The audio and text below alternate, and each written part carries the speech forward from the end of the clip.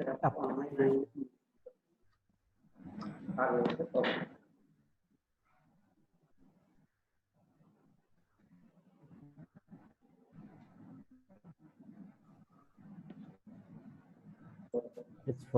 evening, everyone. Good evening, everyone. Good evening. Yeah, good evening. Good evening. Yeah, good evening.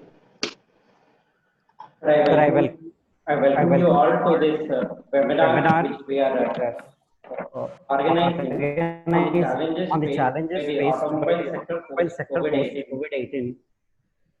We are all aware of how the things were just before the start of this lockdown, where the entire market scenario was different.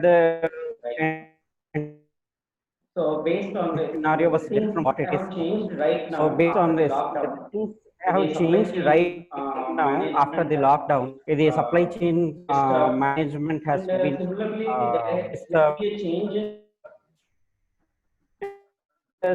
Similarly, there market. So based on all these current changes which have happened in the market due to the economic down, the current down, this challenges that are in front of us.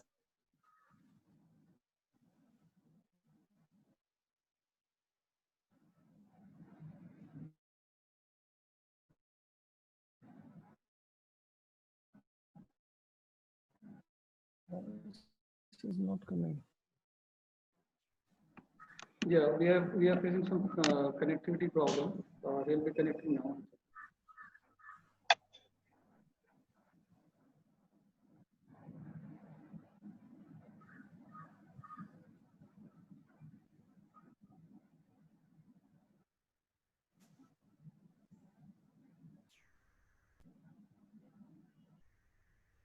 hello.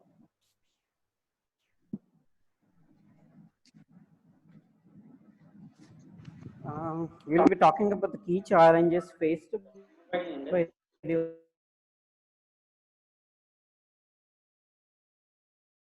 we are all aware of how the market scenario has suddenly changed from in the end of March of this year.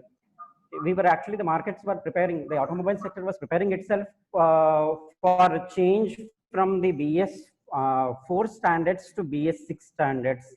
When suddenly we went into this lockdown, which has completely changed the economic scenario and the market scenario, and how people will be reacting to this current situation after the lockdown is open.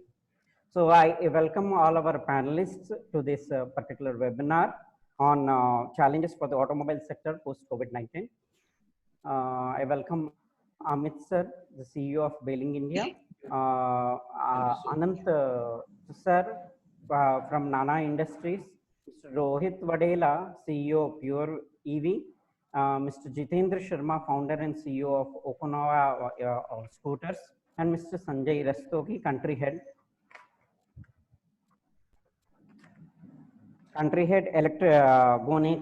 Goenka Electric Vehicle Industries.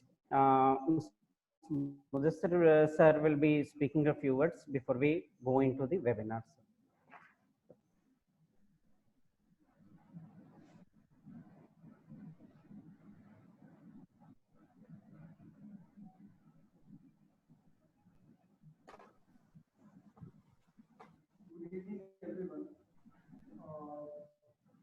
एक minute, you are muted.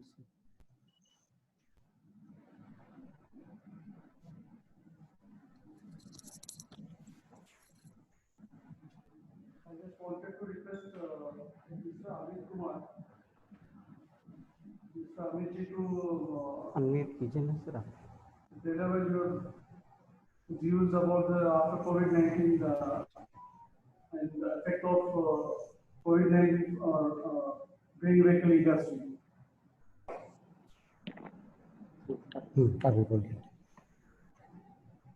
Hello.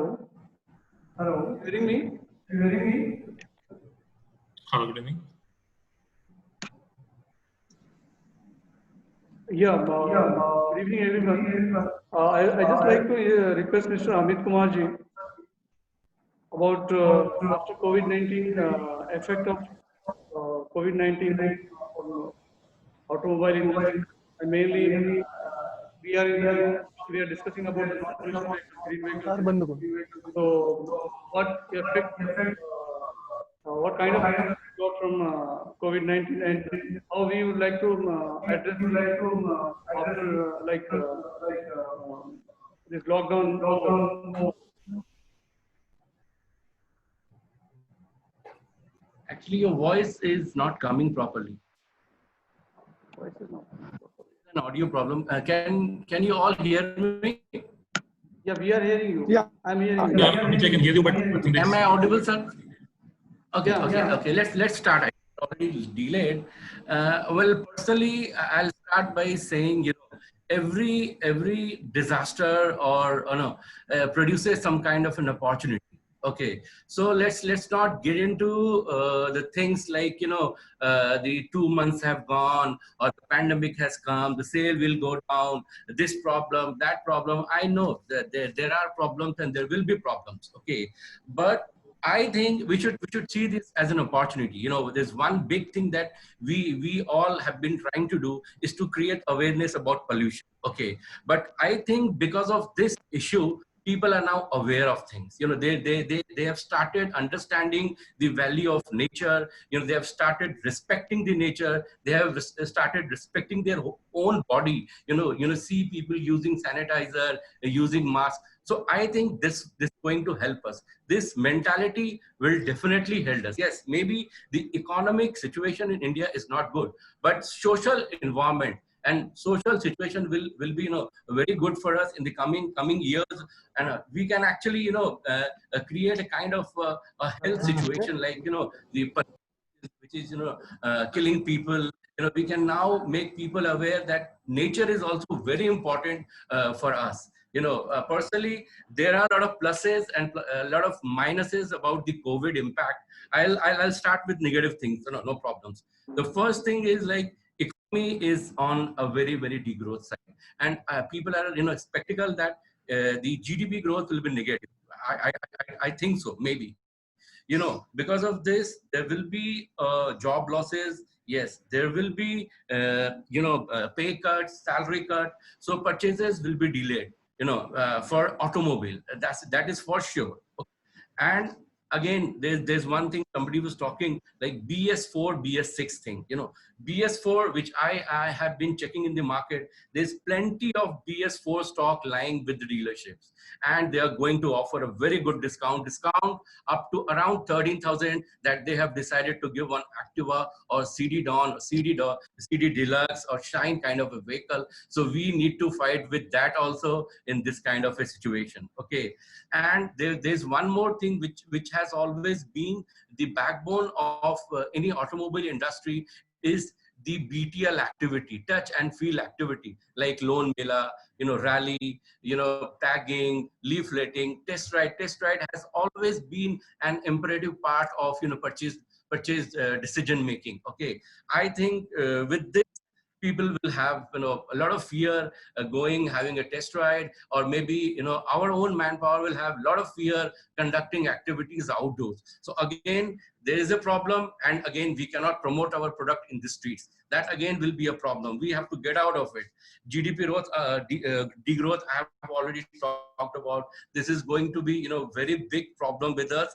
And at the same time, once the GDP growth is on negative side, it means there will be a liquidity problem, not only with the banks, NBFC, companies like us, but at the same time at the, you know, level of government. So I personally see these all as the negative impact, but positive impact, I already discussed. The mindset of the people will change. You know, and maybe, you know, because of the COVID, they might not go for personal vehicle. They might go for personal vehicle, especially students, you know, housewives, you know, people over 50 age, they would go and buy our two-wheeler, which is environment friendly. Okay, and apart from this, once I said that job loss or maybe pay cut, then again they might think of saving some more money on petrol side also. Buying fuel is very costly. Electric vehicles are very cost efficient. So I think again we'll have an edge over the ICE vehicles. Okay. So, and one more thing, if we can promote one more thing, is like, the touch point in life. We go buy groceries, we go buy milk, we go buy veg. In the same way, we are going and buying petrol for the vehicle also. So at the same time, if we can promote that you don't need to go and buy a petrol, maybe twice in a week, a normal customer goes and buy. So in our case, again, he's not buying. In home itself, you can charge the vehicle. So I think these all things, personally, I can see, and at the same time, I personally see digital campaigns will get a very good result.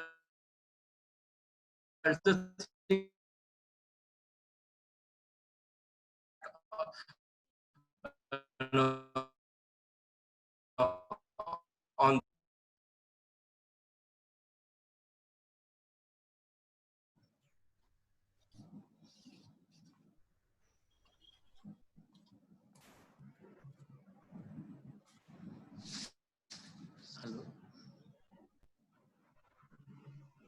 yeah, I just finished. I said thank you.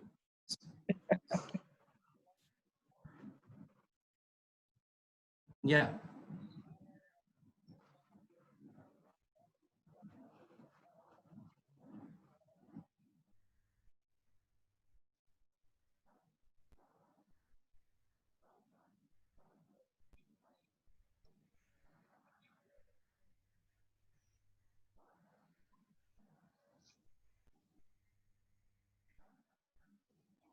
Mm-hmm. Mm-hmm.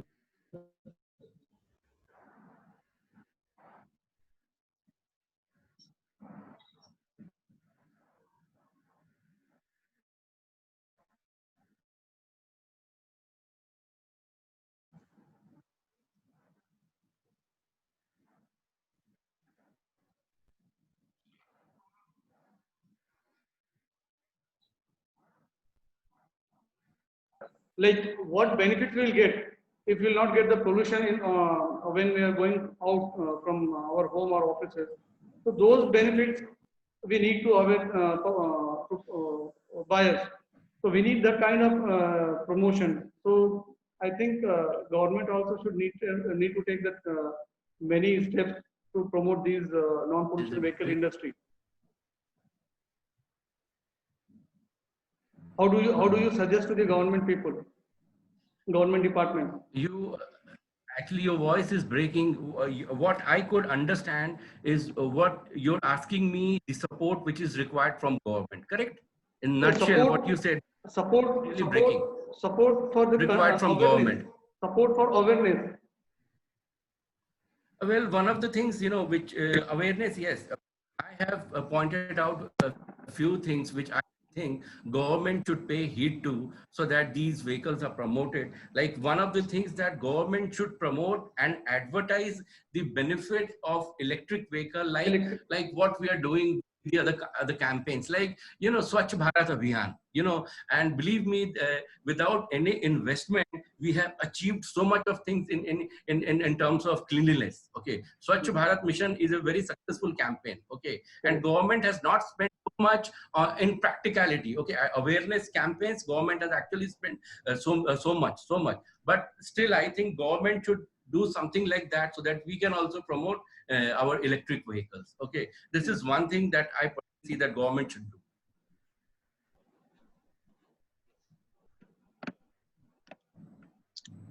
Yeah, thank you, Mr. Amitji. And I just wanted to, can you please tell us about your product, some few lines about your products and about your product benefits?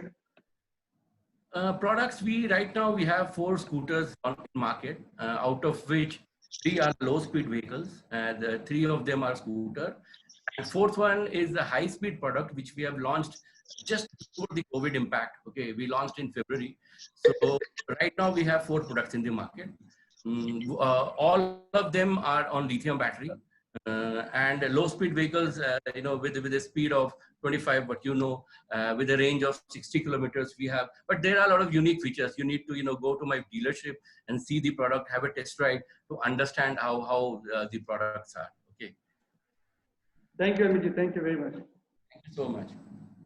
Sir, I will call upon Vijay Sharma sir to speak his views on this particular topic. Okay, thank you. Thank you for inviting me. You asked me about this after this COVID-19, Yes, sir. this impact.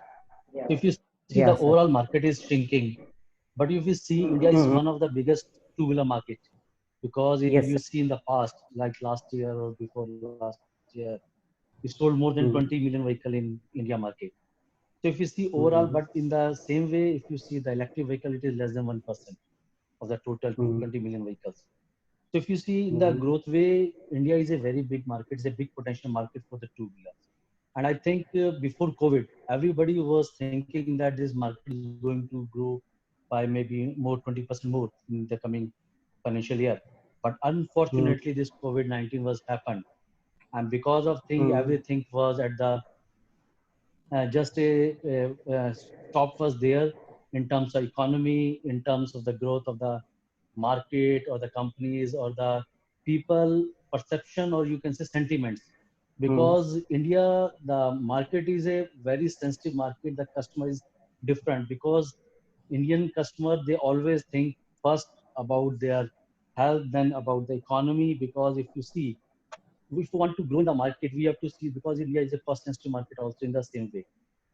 So now after COVID-19, of course, there is a lots of opportunity, as Amit has already said, because now people will more towards their health, conscious for that, and by the same time, they will avoid using the public transport also, because they will think if you they will adopt for the two-wheeler, because if you see two-wheeler market as well as the four-wheeler of the lower cost segment, that is going to be boom in the future from next this financial year.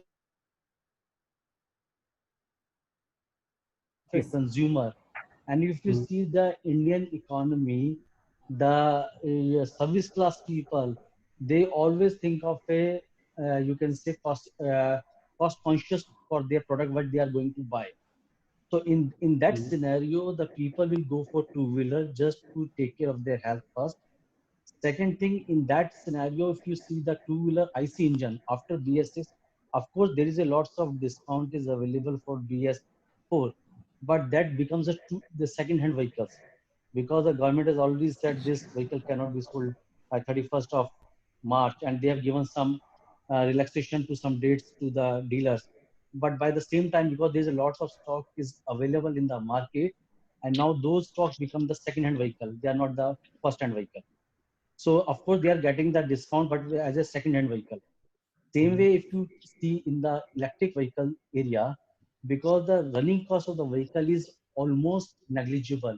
If you compare with the petrol vehicles, the running cost of the electric vehicle is around 20 paisa per kilometer.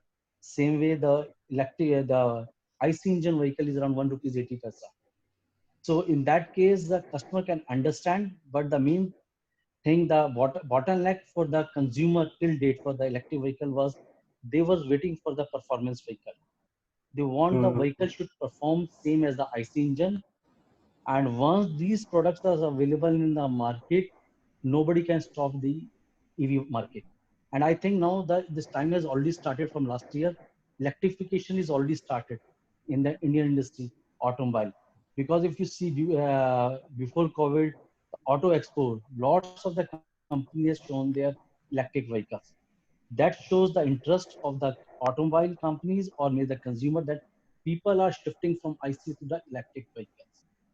And by this COVID-19, of course, there was a issues in the economy. But I think India, if you see when the demonetization was there, everybody was thinking there was a lots of loss of the economy or something like that in India. But I think India always, if as a person, as a community, saving of money. So I think our economy will revive faster than other countries which they have. This is my opinion. Yes. So I think we will get more benefit in terms of due to this, what is the impact of this COVID-19, the social distancing, what we have learned in the last 2 months during this lockdown period. That is the best way we understand how to live with this coronavirus. That is the best part, because till the vaccination is not coming, we have to live with it. And how to take care of our health, how to take care of the society, how to take care of other people. And that is the social distancing is the main theme behind that. So when we came to know about this, so I think the two-wheeler is the best way for commuting, for the consumer point of view, and for these people when they want to commute, or they're going to the office earlier.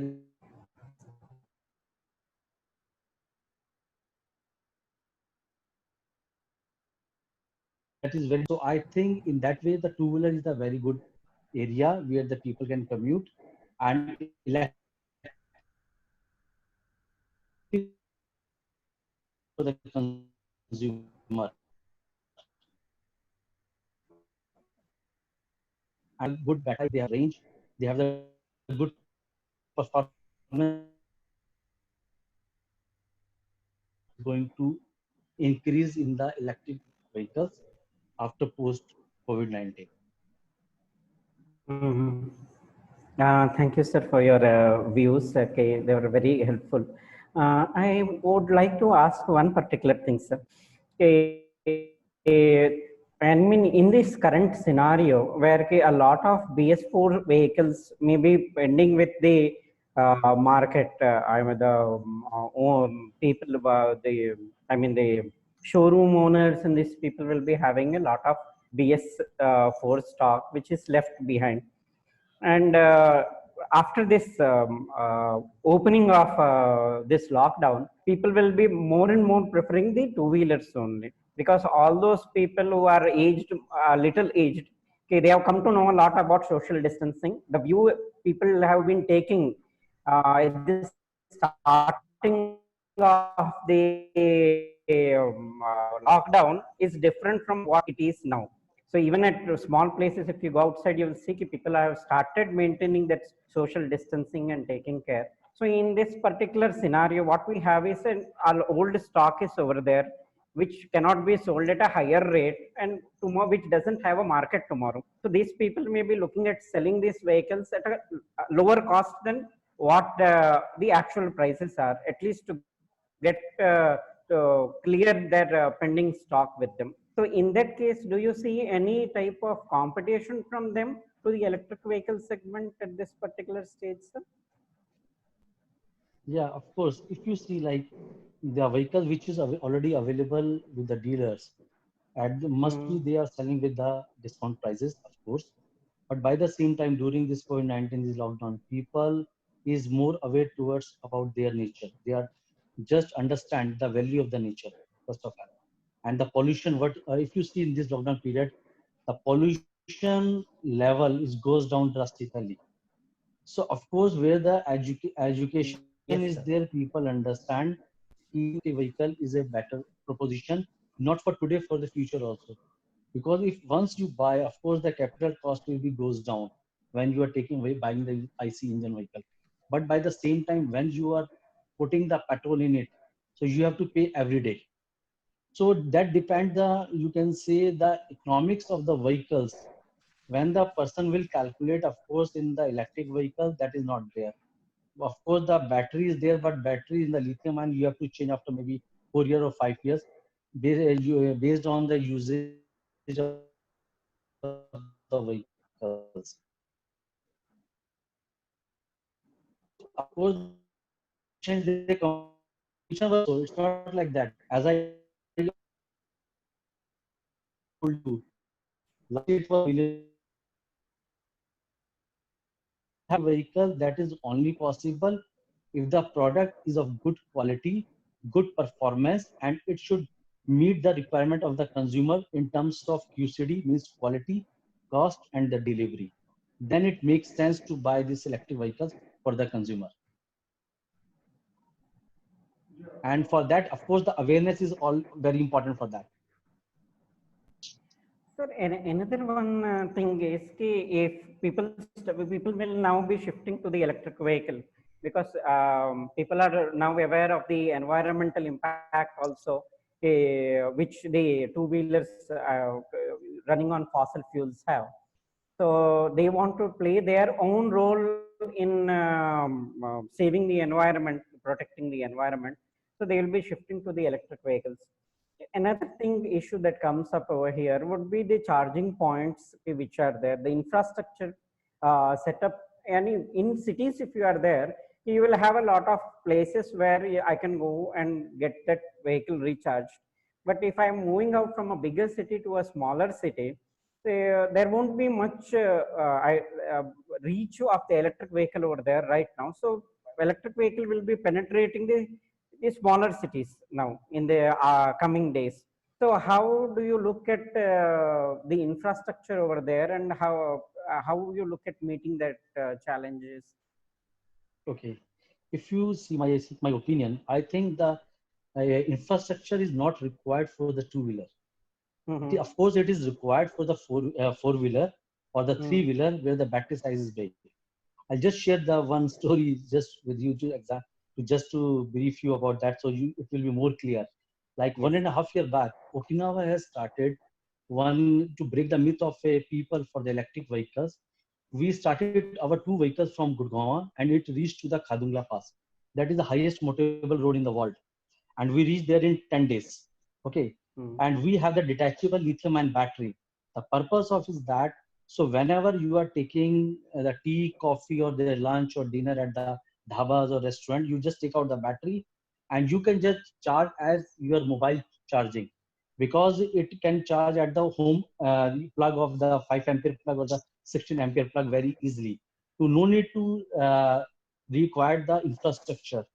That's why for the two-wheeler, I don't think so the charging infrastructure is required, because that is the only the awareness. Because when we talk about electric vehicles, the first things comes in the mind of the consumer, the people. If it is electric vehicles, it's required a charging station. It's required infrastructure. Yes, And sir, I, that and is I the think reason that why is the, yeah, yeah. yeah. And why this is because I would say this is the incomplete knowledge, Mhm. because an incomplete knowledge is always dangerous, I Yes, would sir. say. Mm. So that's why if it is a four-wheeler, it's very easy. But infrastructure is required because the battery size is too heavy. You cannot take out. And for the three-wheeler of also it makes sense. But when it is two-wheeler, you just take out the battery and you can charge it to your own convenience. If you see, when you buy a mobile, you never think of the charging station. Why? Because you know you can charge it anywhere and any place at your own convenience. And I think in the same way, electric vehicles, if they have the technology, they can charge at any place at your own convenience, like mobile charging. And in our case, Okinawa, we give this edge to the consumer. You just take out your battery and you can charge at your own convenience, like you are charging your mobile phone. So I think infrastructure is not required for the two-wheelers. And that awareness should go to the consumer. Then there will be more buying of the electric vehicles, I would say. Thanks a lot, sir, for your views. So, Mudassir sir. General, sir, one Yeah. thing to like the many state government, they are providing subsidies like Delhi government and even Karnataka government also they exempted about 50% subsidy. And even for manufacturers, they are providing many incentives and subsidies to get manufacturers. So these information like for concern for the customer when you're selling your product. So do you like circulate this information if you are supplying the product in Karnataka? So Karnataka government providing about 30 to 40% subsidy for purchaser. So if we share this information with customers, so I think that would be also very useful for buyers. So your voice is not clear, but I understand. Actually, yeah. Yeah. So maybe I understood. You're asking about the subsidy, what the central government is providing. Second, the state government like Delhi and other Karnataka, they are giving the subsidy. What is the impact of that? I think that is your question. Yeah. For the end, course, for if the you end see- customers. I'm talking about for the end customers, not for the manufacturers. Yeah, I know. So I think this is the good way the government has started for these subsidies, because of course in the FAME 2, the government is already providing the subsidy for the high-speed vehicles for the consumer, and that depends upon the kilowatt hour of the battery of that particular vehicle, and it is around 10,000 rupees per kilowatt hour is the that is given by the DHI, Department of Heavy Industry. And by the same time, the state government is providing many benefits, whether it's related to the subsidy or it is related to the registration of the vehicle is free in many states like this. So like in Delhi, they are giving the subsidy of 5,000 rupees per kilowatt hour on the battery. Earlier it was 5,500 rupees for the vehicles. Now they have increased it. And if you sell your IC engine vehicle, you also get a subsidy of 5,000 rupees. So like this is a good initiative which the state government has started. And by these activities, of course, it will give the big push to the consumer, because at the end of the day, the cost of the vehicle is going to decrease for the consumer, and consumer already knows if the capital cost is less, and by the same time if the running cost is also less, then it makes sense for them to buy the electric vehicles. And I think this is a good start. And I think initial days, maybe for next 2 years or 3 years, if this is going like this, more and more adoption of the electric vehicle is going to happen. And I think after this, I think no subsidy is required for the, whether it's for the consumer or the OEMs, because gradually the cost of the battery per kilowatt hour is going to decrease in the future. The product cost is going to decrease in the future, and then it makes sense for the consumer to buy the electric vehicles. And I think this is the right move from the state government to give the more awareness about the product. Thank you very much, Mr. Yupender ji. Now I would like to invite Mr. Sanjay Rastogi, sir, country head Goenka Electric Vehicle, about the after COVID-19 impact. Yeah, so Sanjay Rastogi. so my point is, hello, good afternoon to everybody. Good afternoon, sir. Okay, so my point is actually, see, the as far as the industry is concerned, everybody's hit pretty hard.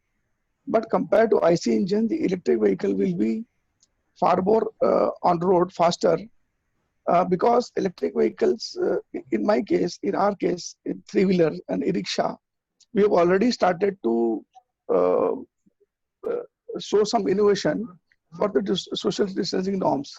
We are providing curtains and partition in between so that 4 people can sit and nobody touches each other. And what I find great about is the entire gimmick or entire gamut will change. See, the channel sales will take a back seat, and a lot of entry, a lot of sales will happen through your through tender B2B. So for that, you have to have a team in place. And if there is already existing team is there, it needs to be further strengthened. In my view, in the coming time, a lot of impact will be seen on these things. And see what is happening is a lot of people have migrated to rural areas, and they need some kind of a work there for their livelihoods. E-rickshaw being a very cheap alternative can be a good source of earning. So government also will pitch in, and a lot of sales will happen through government tenders. So what we plan to do is, what we suggest to, or what I think is, the market will be now a B class cities, C class, and the rural areas. As far as charging is concerned, see, charging of e-rickshaws also can be done with a 15 ampere power plug, which is available all across places, in house, in dhabas, in every place you go. And the running with a lead acid battery and also with a lithium ion battery is possible to go up to 120 kilometers per charge. So my point will be, and there is a huge catch, and the vehicle population will grow of electric vehicle sizably, which will additionally create market for EV spare part business. So companies interested in EV should also look into EV component industries. Uh, uh, Items like motor controller, items like battery packs. Battery packs are already manufactured here, not manufactured assembled, but a lot of interest is seen for manufacturing of cells. The government also is providing a lot of money, a lot of inputs, and a lot of money is being pumped into. But after this COVID, the entire thing has gone a little bit slow. It will increase in due course of time.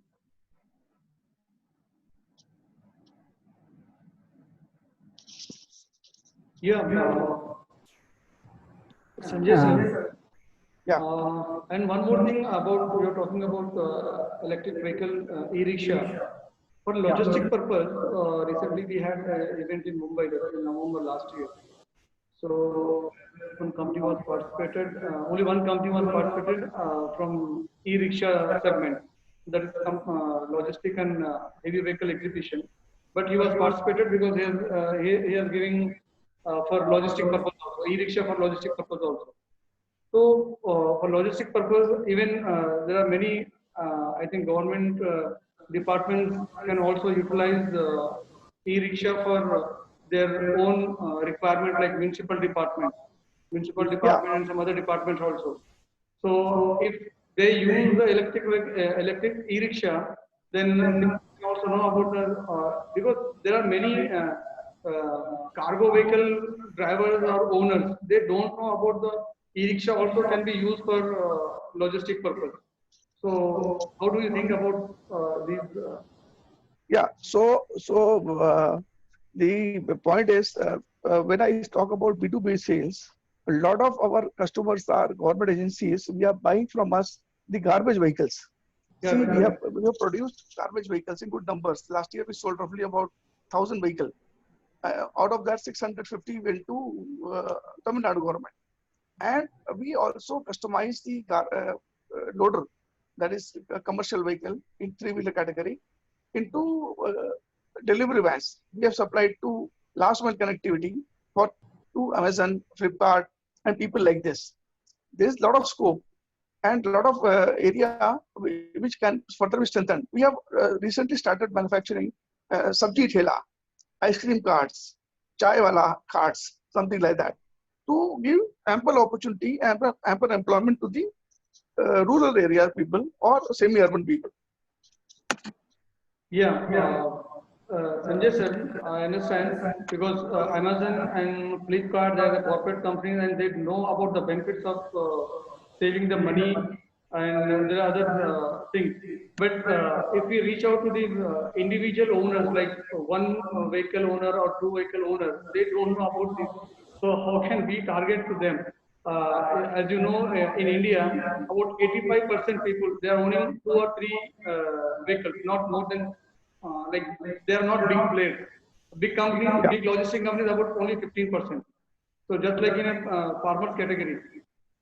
Yeah, one more category will come into large scale picture is the aggregators. See, the three-wheeler aggregators are now talk of the town, and we have two major aggregators with us who are supplying our vehicles pan India and charging from the end user somewhere between 300 to 350 rupees per day on a rental model. That is a very good business model for them. They own the vehicle and they give the vehicle to on lease, per day lease to these auto rickshaw owners. After 1,000 days, the vehicle is registered to the end user, basically. So empowering the end people after 1,000 days and giving a job guarantee, kind of a thing to that person on everyday basis. A lot of things are required, and see what is happening is problem. The only one problem we are facing is the finance availability for buying these e-rickshaws by the smaller consumers through channel sales. Correct. But now after this pandemic, government has pumped in a lot of money into these small banks. So maybe the finance problem will be somewhat arrested. Let us see what happens. Thank you, sir. Thank you for your thoughts about the after COVID-19 situation. Yeah, thank you, sir. Sir, I call upon Rohit Vadela sir to speak his views on this issue, sir. Rohit, Yeah, sir. good afternoon. Good Yeah, can you hear me? Yes, sir. Yeah. So first of all, thanks for inviting me, and to all the panelists, extend my warm wishes, and to all the participants in this webinar as well. Thanks for your sparing your time. And coming to the situation, some of the points which Mr. Amit, Mr. Jitendra, and all the respected panelists have already mentioned, I'm quite in agreement with that. So one clear theme which is emerging is that the electric vehicle as an industry is poised to take off. I mean, as Mr. Jitendra already mentioned, and as the numbers speak, today we are at a less than 1% in terms of the overall sales. And the technology emergence has, the kind of pivot has come over here as of today as we speak. So in the last 2 years, the cost of the lithium battery pricing has been significantly going down. We are primarily a lithium battery manufacturer. So in terms of our complete economics and the costing perspective, we continuously keep on working on that. Now, as we see that there are few major things which are going to emerge in this demand scenario as of now. One thing which was already mentioned was that the GDP and the purchasing power. These are some of the main concerns which will be in the coming, let's say, about 1 year kind of timeline, where all the OEMs will definitely struggle to some extent as a larger fallout of the overall scenario. But the other thing is also it gives us a further opportunity to keep working, go back to the drawing room and keep working on the cost economics as well.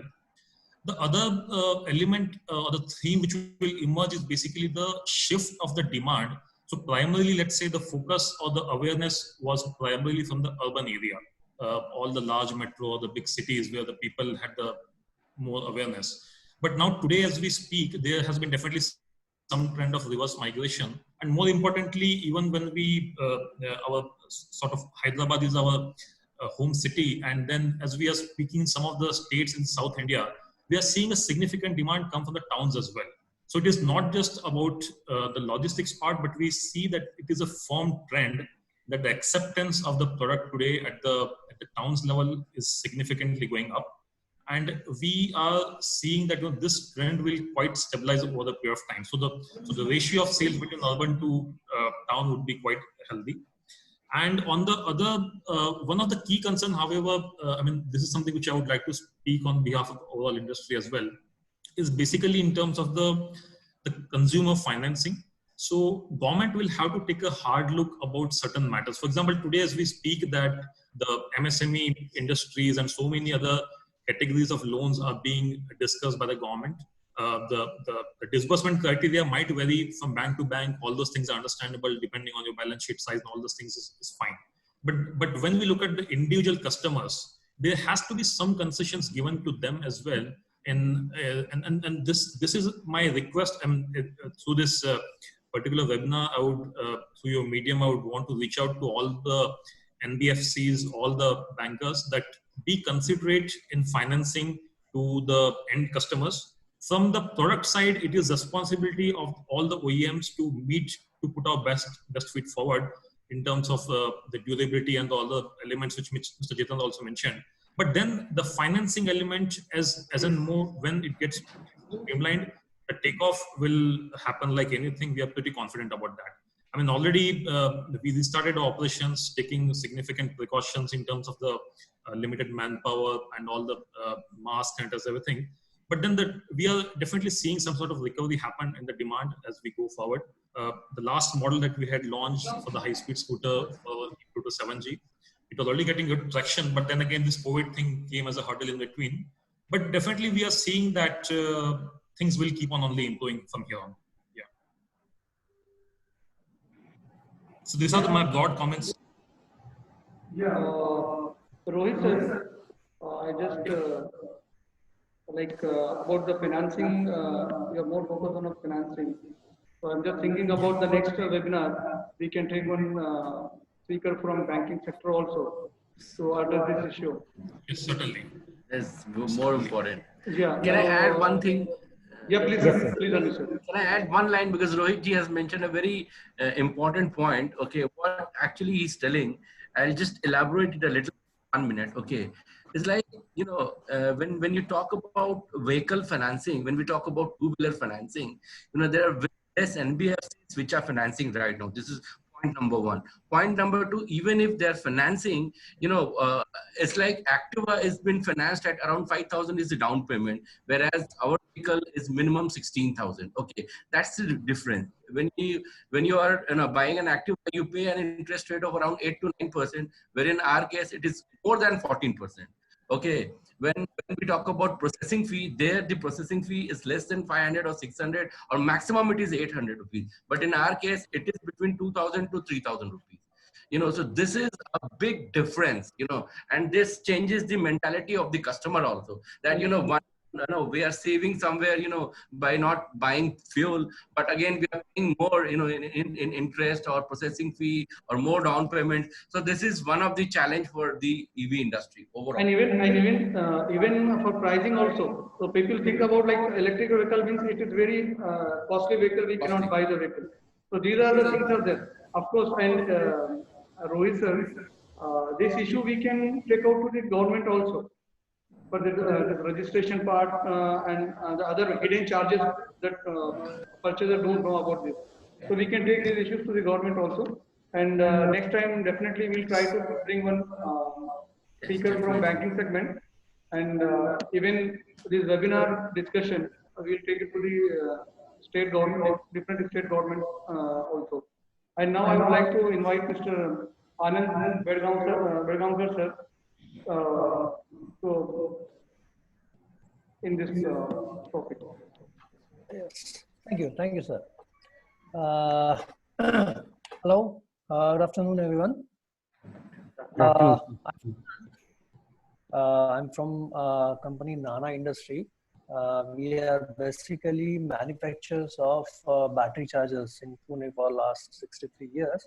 And recently we have entered into manufacturing of lithium-ion battery packs. And we have got a collaboration with one American company, that is Westinghouse Corporation. So we are using their basic cells, and under their guidelines, we are manufacturing lithium-ion battery packs in Pune. So coming to the subject, actually before COVID, in automobile sector, there had an overall degrowth of around 18 to 20%. And hence, after COVID, automobile demand will not increase immediately. Why? Because see, after COVID, there will be a negative consumer sentimental. Then there is, as everyone said, there is a transition of BS4 to BS6, then low capacity utility, and the major thing is liquid crunch. So because of these points, automobile market will not boom in, I think, 1 to 2 years. It will take another 1 to 2 years to settle. But my point is, if you think positively, after COVID, as everyone said, that consumers' preference will be towards individual health and hygiene. And so we expect customer to switch over to a personal mobility. And so the shared mobility may go into the backseat. And if this happens, then two-wheeler market will definitely grow. Now in two-wheeler, if you see, our government is very positive to e-vehicles. So in two-wheeler, I think the e-market, all e-vehicles market will definitely grow much better than before COVID. Now, so far actually e-vehicles was not as successful, means there was not great success, at least in Maharashtra. But now the situation is changing, because previously e-vehicles were using conventional storage system, that is lead acid battery.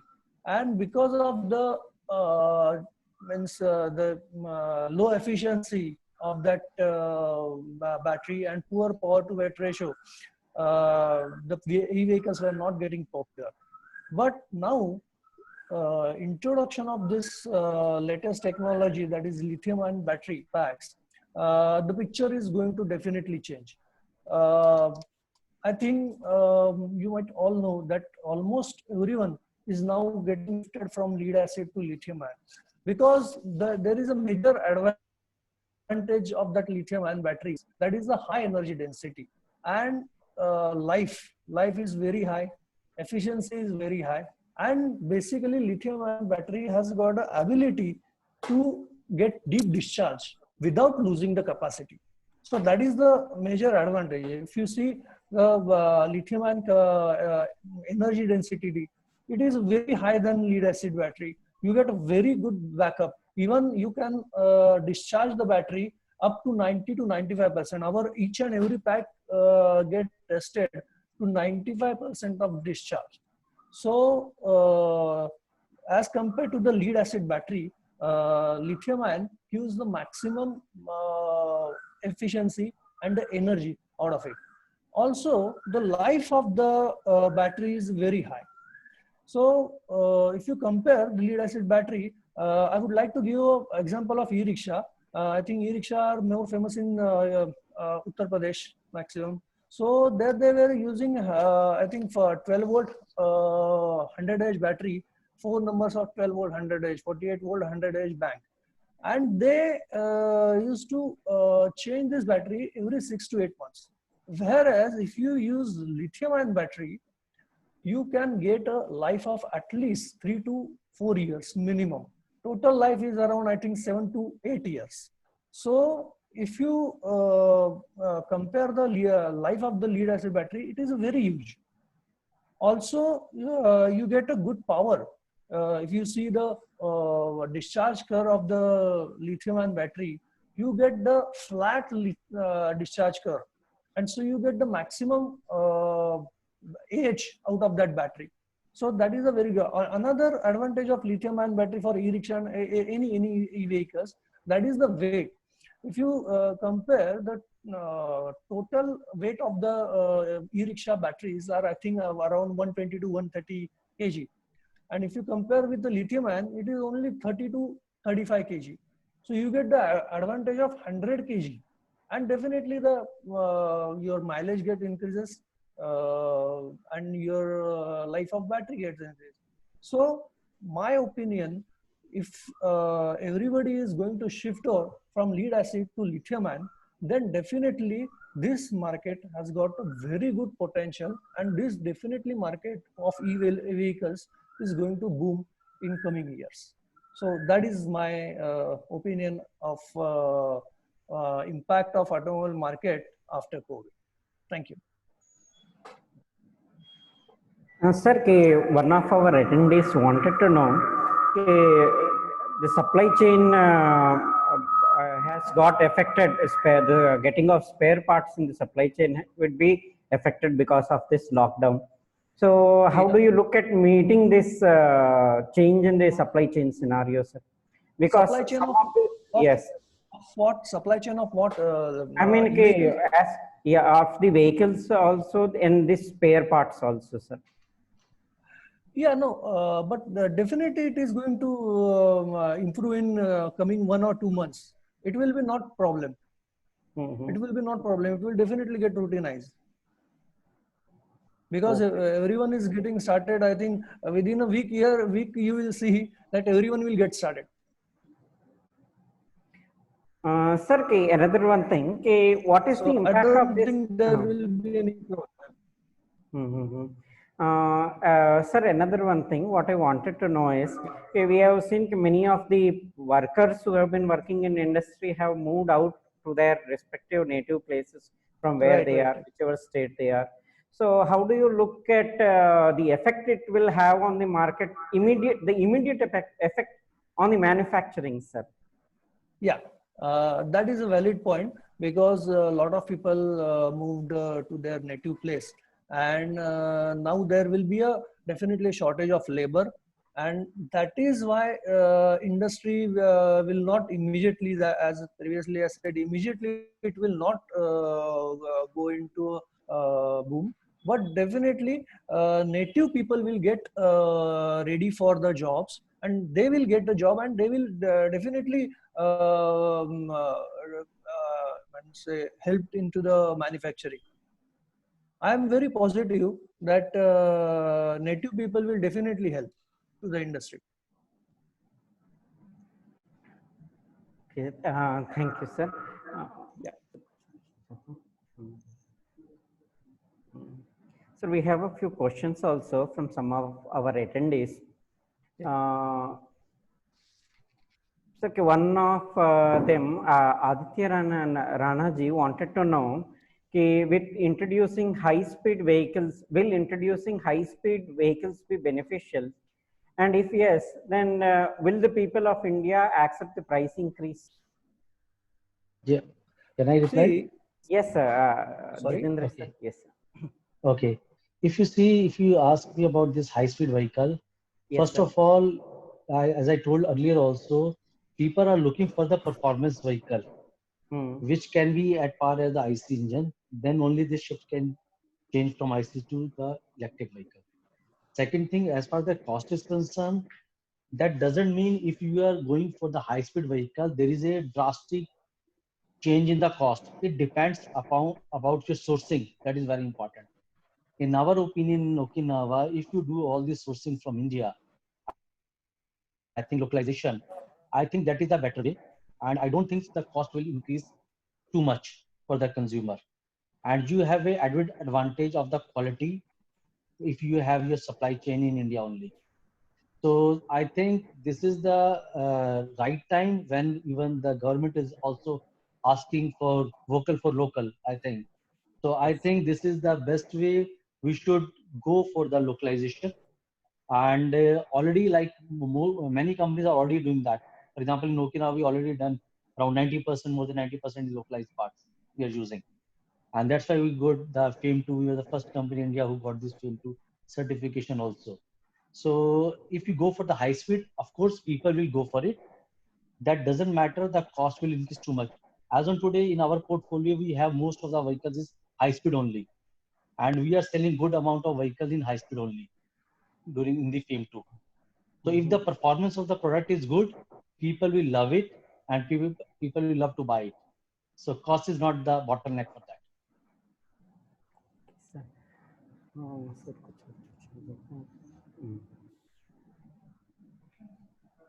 Yeah, वही questions हैं. Sir, Amit sir, I would like to know one thing. Since we have been all the countries around the world have been blaming China for COVID-19, and many of the industries have started. They say have started moving out from China, moving their manufacturing from China and looking at alternative countries. And India is also one of them. Has a very good potential of having many of these companies coming to. So, do you see any competition from these international companies that will be moving into India? Well, this will always be there. Okay, first thing that to support this thing, well, electric vehicles without Chinese, it is not possible in the world. It's not in the world, not India, not in the world. Let me be very, very frank with you. Okay, so I don't think so that this will last long. Okay, and MNCs, definitely MNCs. When we talk about technology, like we all have been talking about local for vocal. Okay, that's all okay. That's good for talking. That's really very good for talking. But once you get into the technical stuffs, okay, can we really do it? You forget about electric vehicles. Let's talk about IC vehicle, or you talk about say Hero, say CD Dawn, CD Deluxe, which vehicle, or say Activa, which all vehicle have been actually manufactured in India. Jitendra sir knows it very well. He was there in Honda. So which all vehicle is an Indian technology? You forget about two-wheelers. You go to four-wheelers. You see. You go to consumer durables. You see which Indian player is the leader. You please tell me. You know, all the technology, either it has been transferred, it has been purchased, or has been developed because of the technology transfer. So I personally feel maybe in FMCG sector, it is possible you can develop dal, chawal, chini, something like that in India. But I really don't foresee it in next 2 years, or maybe next 3 years, unless government is supporting it like anything. This is my personal. Yes, sir. One more question is coming from SP Tech E-Motors. He's asking about RTO charges are very confusing. Actually, so 15 years is more than 15,000, which is double than Activa. So there are many. So these are also the issue. And one more question. This question I'll take from Sanjay Rastogi, sir. This is 1 second. Hello. Yeah, one more question. This is about operation of swappable charging station and how it would be workable as ownership of battery. Is belong to whom? You want me to answer Yeah. the system?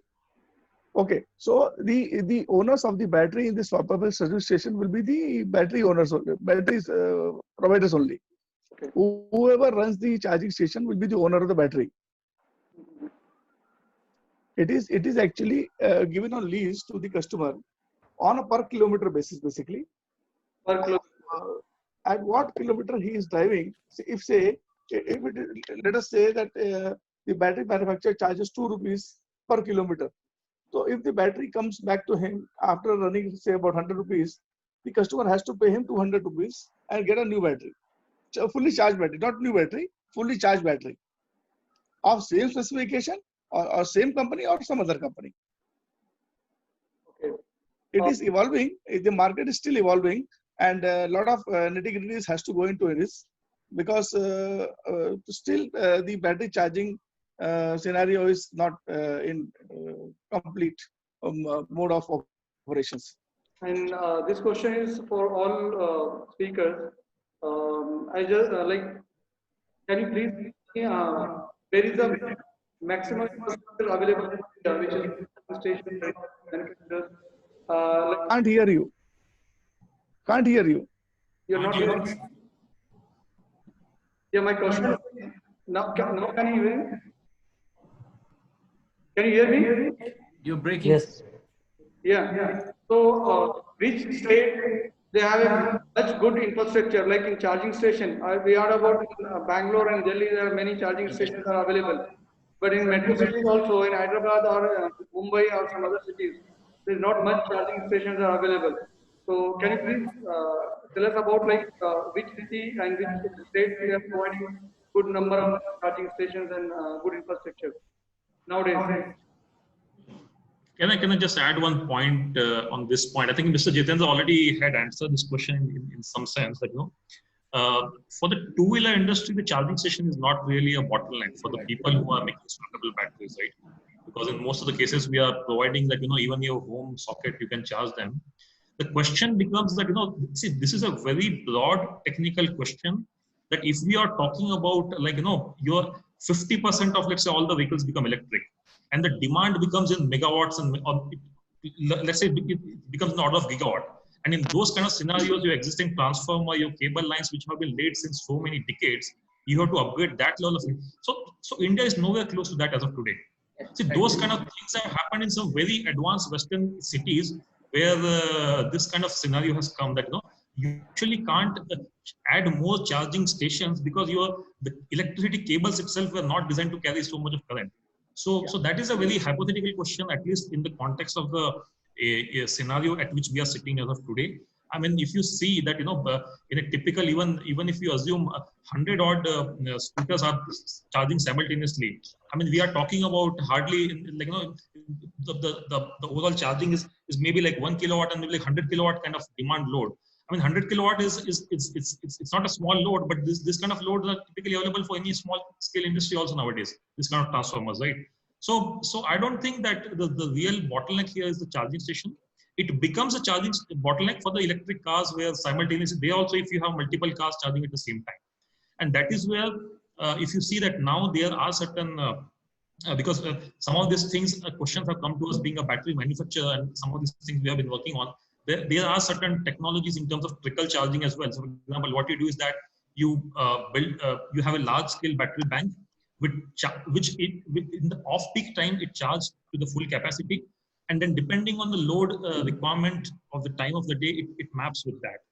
So those kind of scenarios, solutions are already available in the world today, operating in various parts. And whenever the need comes to India, but the more important question which we, being a battery manufacturer, have been working on, I would say, more than the charging station, it is about how the safety and the issues about thermal runaway and those kind of things are getting addressed. And those are the areas where India is a hotter climate. So all the batteries, lithium technology that we use, always they have to be used in the most safest manner. And we as a company have been working very aggressively on those kind of thermal management systems. Those are the core areas. Our charging station is not really the true bottleneck, at least considering that most of the panels here are from the two-wheeler market. Okay, and one more question from Mr. Mohammed. How the government is encouraging battery operated shuttle services on electric vehicle fleet aggregators? I would like to request Mr. Jitendra Sharma. Can you just repeat the question? Your voice is not clear. Yeah. We got a question from guest. How the government is encouraging battery operated shuttle services to electric vehicle fleet aggregators in what phase manner? Sorry, your voice is not clear. You're not audible properly. How the government is encouraging battery operated and EV fleet. 8 months. Sir, Muhammad ji wanted to know how the government is encouraging battery operated shuttle services and EV fleet aggregators in a phased manner. Okay. So if you see, like, government is already, I think their policy when they have come last year, they were talking about that all these shuttle services or maybe last mile connectivity services that should increase their sizable number of vehicles, of electric vehicles in their portfolio. And by the same time, government is promoting more electric vehicles for that.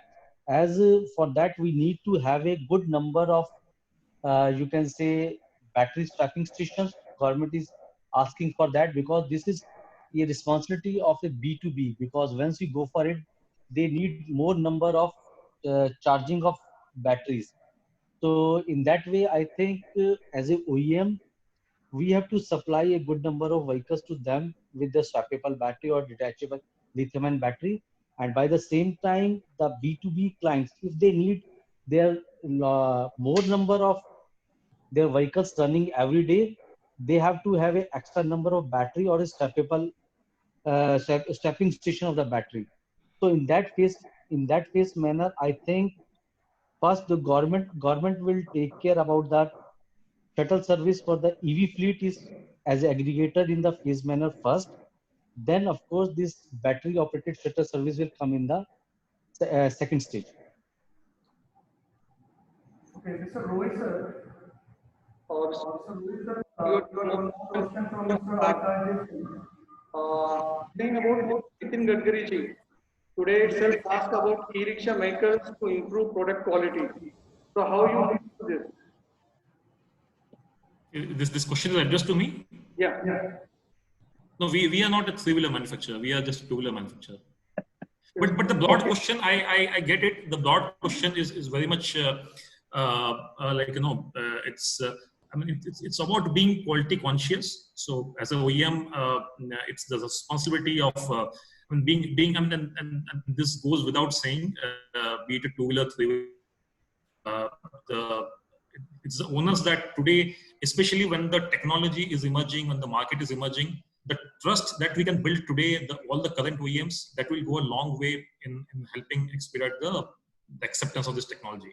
So we are certainly quite conscious on those matters, keeping availability of spare parts, and the consistent, our collaboration with IIT Hyderabad is very deep. We are setting up a 50-member R&D team over here, and working very closely with NITI Aayog, with DHI, and various other members, even with the Department of Science and Technology. So we have good collaboration with even faculty members over here. Our company MD, Dr. Nishanti, is a professor at IIT Hyderabad. There are many areas where there's a lot of, I'll be saying that, a lot of way the electric vehicle technology has to go.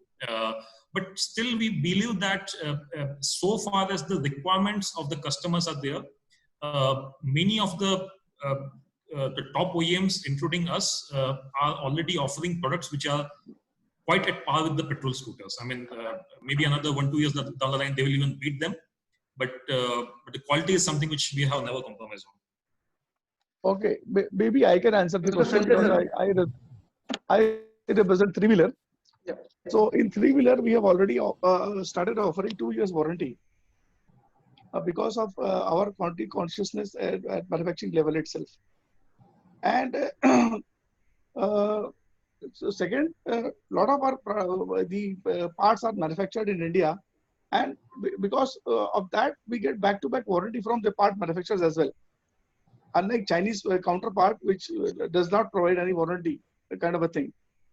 And so we are very much into that bracket, Mudassir, and we see that it will go a long way if we manufacture the product rightly for the customers and by providing proper after-sales service and spare part support. Yeah, Anand sir. Yeah. Mr. Prakash Kumar talking about not the China part availability and about the cells being procured from China. Yeah. Hello. Can you see me? Yes, sir. So actually, though the companies are from USA, procurement of cell is definitely from China. Nobody manufacture right now in India. So we have to procure it from China only. And we are getting it very smoothly. I mean, their commitments are very nice. And we don't get any problem to get the raw material from them. That's very good reputed company. That's why we don't get any problem. Thank you, Anand, and I hope एक और question.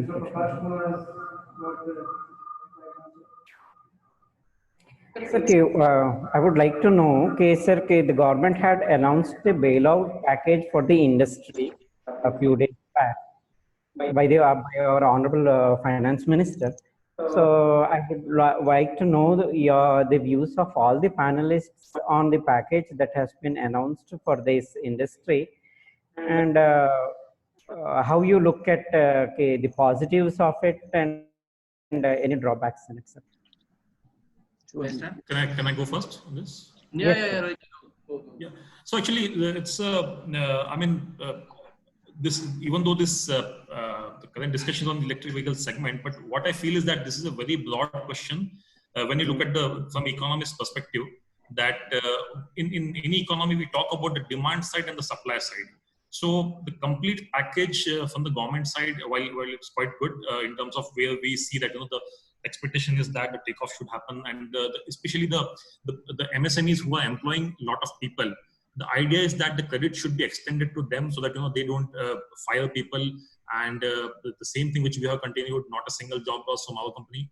And this is something which we believe that is something where a helping hand is to be passed on. But however, the other part of the story always lies in the demand side, which I previously also escalated. That the government package is limited up to a certain extent. If there can be certain mechanisms of channeling this thing, some sort of incentives can be passed on to build up through the demand side or through higher number of tenders float out for the electric two-wheelers or three-wheelers for that matter. Those are the kind of additional steps which can be taken. We feel that, because demand is the one thing which is going to be the real challenge, because supply side we are already operating at a fraction of our maximum capacity, because as you see that, even for the safety norms and even how the market will open up. So I don't really see that the production capacity won't be. I mean, supply chains will be temporarily bottleneck, but that's just a temporary 1-2 months phenomena. After some point of time, even the supply chains will start normalizing. People will come out of this mentality that, the COVID, I mean, whatever happened, but we have to move on in life. We can't just keep holding on. So in that scenario, we feel that even the supply chains will get restored, but the recovery of the full demand will completely depend on how the purchasing power of the individual manpower is getting affected in all this process. And this is where we feel that some of those additional incentive mechanism, and the other part which I already previously mentioned in my talks, that about NBFC support and those kind of things should happen. So yeah. Yes, that's. Sir, okay, I would ask you, I would like to know your views, Sir Jitendra sir, on this. Okay, if you see regarding this government policy which they have given, I think that is a good gesture from the government side, and it is not any for the particular industry, whether it's electric vehicle company, it's a automobile, it's a mobile company or textile company. It is the government, whenever government issue any policy, it is a holistic view, because they want to do the impact which the Indian people have faced in last 2 years, the slowdown of the economy.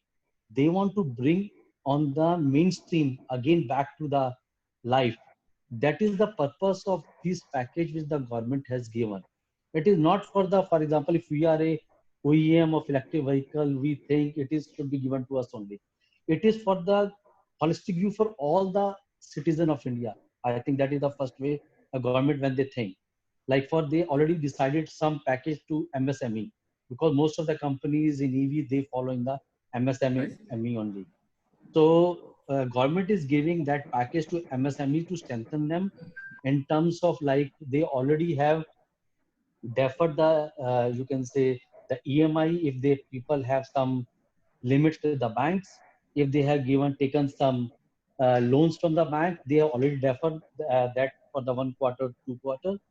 Same way, the other part of that, how to support them. If you need some funds, you can go to the government. You can give. There is another package from MSME. They have given that. You can have a equity also, liquidate your equity to the government, and you will get the money from government. If it is a very low, small industry, you no need to have the guarantee from them. You will get the money. But the important part is the implementation is that. Because when the government frames the policy from the top level, once it comes to the consumer level, it takes long time. The implementation sometimes is poor. The actual beneficiary is not getting that benefit. That is the main bottleneck in these type of, not especially for this time, it is normally happens in these policies. The government always think in the positive way when they frame the policy, but we have to, whether the beneficiary is getting that benefit is getting or not, that is very important. So I think the package the government is given, I think this is a very good initiative the government has taken, and many people, many industry will get this benefit from them. Whether as electric vehicles we can get benefit. Of course, if you see in the EV area, I think already all the people in the EV, they have the inverted GST this structure, because we buy the component and 28% or maybe 18%, but we sell at the 5%. So our GST has stuck with the government. If that is getting soon, maybe every month or something like that, I think that is the added advantage for the EV industry. So this type of things will come with a more force policy, then it makes sense for the EV. But overall package is good, and I think people will get benefit from them. I cannot say 100%, but at least maybe 60%, 70% industry will get this benefit from this policy. And I think this is a good way the government is thinking of that policy. Thank you, sir, for your views. Amit sir, I would like to know your views on this. Well, I think almost both the sirs have already covered a lot of things, like, maybe talked about MSME loans to them without guarantee. You know, there's one thing like reduction in TDS. Again, this will help us. Okay, so the company will save more. I think the highlight of this package is 30,000 crore to NBFC. What we all were discussing, a couple of times back, that NBFCs, they're not financing. I think with this 30,000 crore, I think this is one thing that we can look at it, and this can help increasing the finance facility for the electric vehicles. If this really can happen, or maybe out of this 30,000 crore, maybe 5% or 10% is allocated to electric vehicles or maybe two-wheelers in broadly, I think this can really help us. I think so. Let's see. Thank you, sir. Sanjay sir, your views, sir? See, what I take of this actually package is government actually has tried to give a lot of liquidity in the hands of the people. See, reducing the PF from 12% to 10%, and then putting money in NBFC. A lot of liquidity has gone to the market, which will certainly help the market to buoyant and we'll get a nice benefit out of it. This is pakka. This is for sure. See, we are going to go places in 3 months' time. Just wait and watch. We are in the right track. We have started maybe low, but we are now gearing up, and we have just started our factories also since yesterday. So we are on job now. It's Anand sir, I would like to know your views also on this.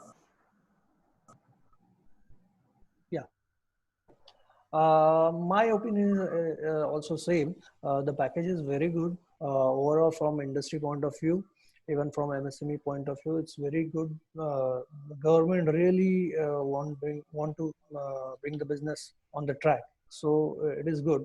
But as someone said that they should take some effort to create the demand for particularly for e-vehicles. They should able to create the demand by means of tenders and a lot of things. So that is one thing, and another thing is also they should consider the GST which is on the e-vehicles. So if they think of it, definitely this market will benefit from their decisions. That's it. Thank you.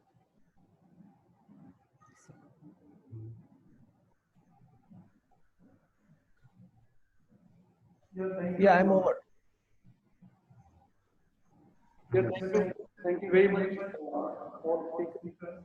I'd like to express my profound for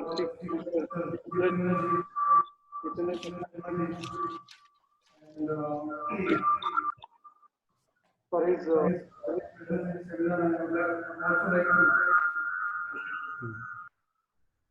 thank our respected other speaker, Mr. Sanjay Rastogi, sir. Thank you so much, sir. Thank you, sir. And Professor and Anand sir also.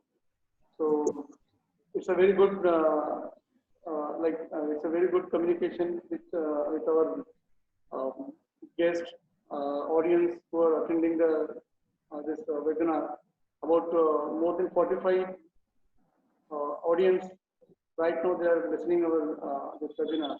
But we got about 75 registration. So we'll share this information to all the registered delegates. And I'm happy to express vote of thanks to our staff members, Mr. Prakashi, Mr. Arfin Ali, and others who have contributed their efforts in this webinar. Thank you very much. And lastly, I would like to request all the speakers, if you suggest anything like for the next conference topic or any other issues which we can take it out in the next webinar. You can mail us also. Yeah, sure. Thank you. Thank you very much. Yeah, thank you. Thank you. Thank you, everybody. Thank you, sir. Thank you, and bye-bye to everyone. Bye. Bye-bye.